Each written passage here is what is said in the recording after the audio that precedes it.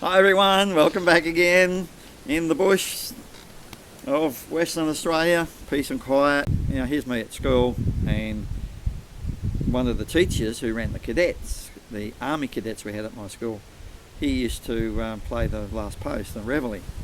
So he found out that, so he played the last post, and it was not good. He messed it up. He messed it up quite badly. Obviously he could play well, but he just didn't play well on that day. Maybe he hadn't been practicing.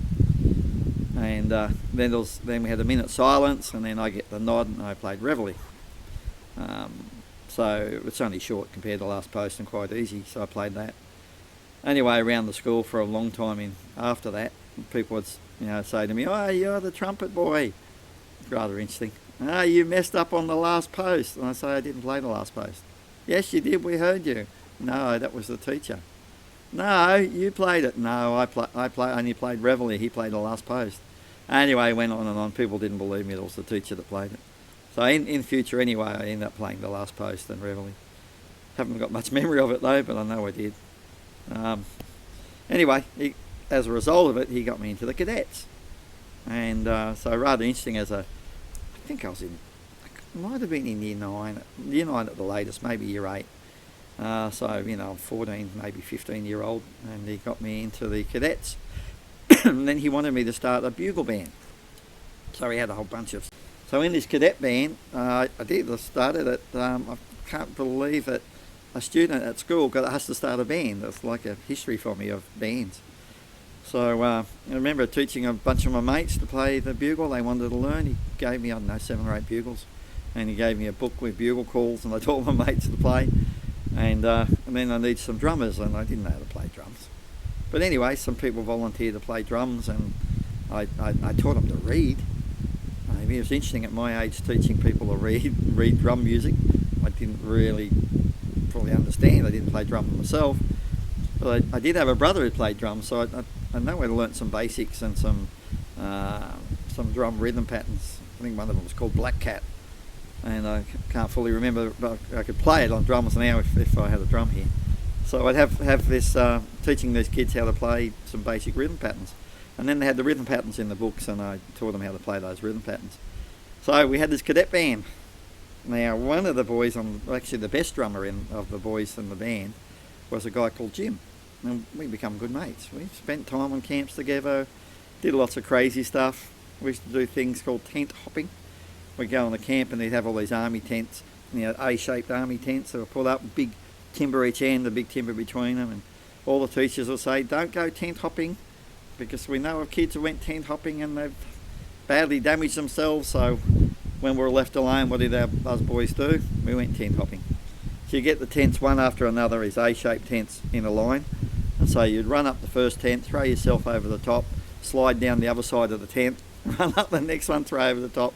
Oh my goodness, it was a ball of fun. It was fantastic.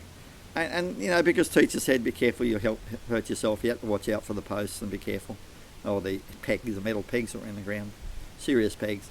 So we'd have fun doing this sort of stuff. Do you remember one time though, one collapsed, and we were in a cold sweat trying to fix his tent up. Anyway, we got it fixed up. Teachers weren't around, didn't find out. So, long story short then, Jim became a mate. I didn't know much about Jim. I didn't know who he was. Anyway, one night my brother and I used to go to football because there was a guy called Jimmy Lyle at our school who was captain of the football team called the South Sydney Rabbitohs. So he was Jimmy Lyle, captain of them, played for the Australian team as well. Had so much respect of him. Scared stiff of him in terms of caning. He had the reputation as he could cane harder than anyone else in the school. And there's lots to do with that one. So anyway, he said to us, "Come and watch us at the football matches, and come and say hello," which we did. He took us in the dressing rooms. I remember one Friday night as a pre-season game, and he took us in the dressing room, and we met a TV star called Don Lane, who used to follow South Sydney. Also, met players. They all shook hands and took an interest, said, "Hello boys, what year you in school? What do you think of Mr. Lyle?" And it was an amazing experience back in those days, getting to know the players and talk to them. I remember one day one of them scared me. They boo at me when I didn't see him. Oh my goodness, I jumped. And he cracked up laughing. guy called Bob Moses. Some of you will know Bob Moses. But anyway, coming home from one of these games one night, we get to Regent's Park Station. Now, we had missed, I think because we hang around and we met Jimmy after the game, he took us in and introduced us to the players, we missed our train home from Redfern Station. So first we had to walk to Redfern Station, I think it was a couple of kilometres, I'd have to figure that out, and catch his train home. And we'd get to a interchange at Regent's Park Station. So Regent's Park Station, we'd missed our train. Then an announcement came over. In those days we had no mobile phones, there was no public phone, I don't think, on the station. There was just one station master there late at night. It was like 11 o'clock at night. And so an announcement came over just for us. He could have walked out and told us. And the announcement said that the train was running late. So we're sitting there waiting. Meantime, up the top of the station, if you look up Regent's Park Station in Sydney, you'll see it's in a cutting, the railway cutting that goes through the hill. And up the top you get where the people walk across, and they can walk from one side to the other into the shops. And up the top there was a guy there, and he got surrounded by a gang. I don't know, it seemed like from memory about 25 people. All of them looked like not particularly old, probably I was at the time, I think I was 16, probably 16, and they looked like 15, 16, 17 year olds. It looked like about 20, 25 of them. Don't really have any recollection, but I know it was a big group. It wasn't little. And we watched them beat this guy up. We were probably 50 metres away, a long way away. And we're sitting there on the train station waiting, and we see this guy getting beat up. And he goes to the ground, and they kicked him. And anyway, the gang then comes down onto the train station, and we're next. And my older brother goes, "We're in trouble, Rob." And you think, should I run? I couldn't run literally to save my life. I was too slow. Didn't think of running, actually. And the two of us sitting there on the train station, the gang comes down, and I knew we were in trouble. Serious trouble. This is talk about being hospitalised. Maybe maimed for life. No exaggeration. So anyway, the gang comes down, and guess who's at the front of it? Jim. And Jim goes, I go, "Hi, Jim." Jim goes, "Hi, Rob." And we have one rule for the gang back in Sydney where I was. If you knew a person, you weren't allowed to touch them. It was hands off. You were not allowed to beat them up.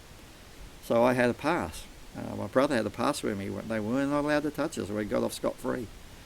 Some of the guys were going crook because they wanted to beat us up and they couldn't. Interesting part is they didn't get to the train guard. If I remember right, he wasn't a particularly big guy anyway, but they left him alone and they went on their way, and we got our train home. So I don't know how much that saved me from whatever in life, being hospitalised. He did tell us what they did to the other guy. I'm not going to describe it on video because it was enough to maim this person and hospitalise him. Seriously hospitalise him, and probably affected him for the rest of his days. It was terrible. It was shocking, the description of what he did. It wasn't broken bones, it was just terrible what they did.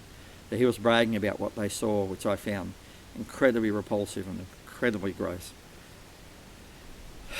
So, there's number one. Number two, I started going to this local Anglican church youth group, St Stephen's Anglican Church.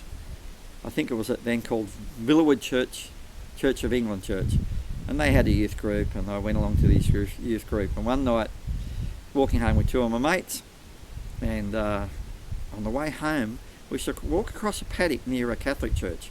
And there was a shortcut, but there was no lights, it was in the dark, and we'd go through a laneway and I'd nearly be home. So we're walking across this paddock, and a gang walks out, and you know what's going to happen. I do think there was a dozen. There was probably 12 of them. And I do remember there was one particularly big guy who had I call a full-size baseball bat in his hand. He came out with his baseball bat, and I'm going, "Oh, we're in trouble here." One of my mates said, "Run." I said, "Guys, you can't run. If you run, it's worse." And they said, "We should run." I go, "You can't run. Just keep walking." So this gang came over. There's a dozen. I don't know why I thought about you can't run, but again, maybe I'd be the slowest and they'd catch me pretty easy. But the gang comes over, and most of them were little. But there was only one fairly big guy and one really big guy, the one with the baseball bat. And you know who it was again, not the one with the baseball bat. The one at the front was Jim. So I go, hi Jim. He goes, hi Rob. And the big guy with the baseball bat went off his nut going, oh, we were going to, he's beep, beep, beep, we're going to beat you and we're going to beat you. We're going to smash your head in with this baseball bat and we were going to get you and you spoil all our big fun, you know, and this is not fair. And it's just this rule, we wasn't allowed to touch us. So we got away with it again, you know, they weren't going to play games with a baseball bat. And they would have seen, you know, they would have seen a fair bit of blood and mess before they gave up on us, I think. I don't think any of the three of us could really fight, not to take them on. Mind you, there was a lot of little guys. Yeah, it would have been interesting would I gone now with a fight. You bet. But I wouldn't have liked our chances. But and then, of course, they said, okay, see you Jim, see you Rob, and off we walked. And as we walked, my mates want to run again. Said don't run. And in the meantime, in their frustration, they started picking up rocks and throwing them at us. And you'd just have rocks whizzing past your head and you'd go, guys, cannot run. So we walked off in distance and it saved us again. So the circumstances, me playing in a brass band, so my brother when I was a child, apparently I pestered them from 6-year-old till I had to wait till I was 9 and got an instrument. They finally gave me one just before I turned 8. They said they changed the age to 8. They let me have this brass instrument. And I don't remember learning, but through that I ended up playing in the last post at school and then getting asked to have the cadets and then asked to start the cadets bugle band, and there's rise of bugle band. Jim gets into it, and the result of that, Jim, I look back and I go, did it save my life? Maybe. How much of effect did it have? Cannot put words on it. Either event would have left me in a mess. Could have been broken bones and made something bad. So yeah, I look back at that and I say, was that a God thing in my life? I think so. I don't see it just as random coincidence. I just look at the way just everything got put together and I think, yeah, God was looking after me. Thanks for listening. It's a long one, but yeah, a lot of fun in there. I hope the family will enjoy it one day. Oh, Belle. You're such a good girl.